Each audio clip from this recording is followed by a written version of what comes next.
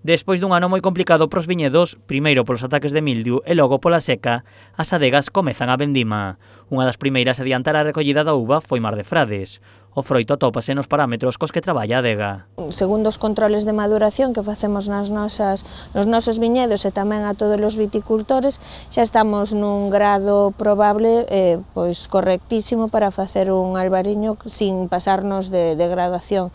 Si que é certo que como non choveu prácticamente, pode haber que haise en algunhas fincas algo de desecación, entonces concentración de azúcares elevaría os grados alcohólicos. Entonces nós o que pretendemos é ter un albariño en torno aos 12,6, 12,8 e para iso temos que empezar xa. No caso desta adega, a uva atópase nun estado sanitario moi bo ao paliar os efectos da seca cos sistemas de rego. A uva está bastante cheiña de momento, vale, nós sí que utilizamos riego porque como non choveu prácticamente nada en todo o período, choveu moi pouco en todo o período vegetativo e tuvemos que aguantar os viñedos baixo riego por goteo, entonces a nosa uva está pois chea e está turgente. Ao non verse afectada pola seca, dende a adega manteñen a previsión de hai un mes, de coller 11.500 kilos de uva. Os vendimadores xa traballan adecuándose aos ritmos que marcan as adegas. Bueno, todo depende un pouco do que queiramos sacar ou que o bodega nos permita sacar por día, non? Porque como agora estamos facendo unhas elaboracións especiais, que son as elaboracións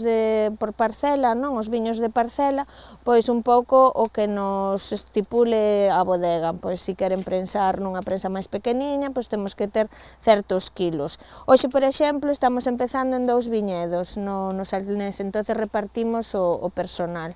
Aquí contamos alrededor das 25 persoas e no outro viñedo pois estamos en torno a unhas 40, 50.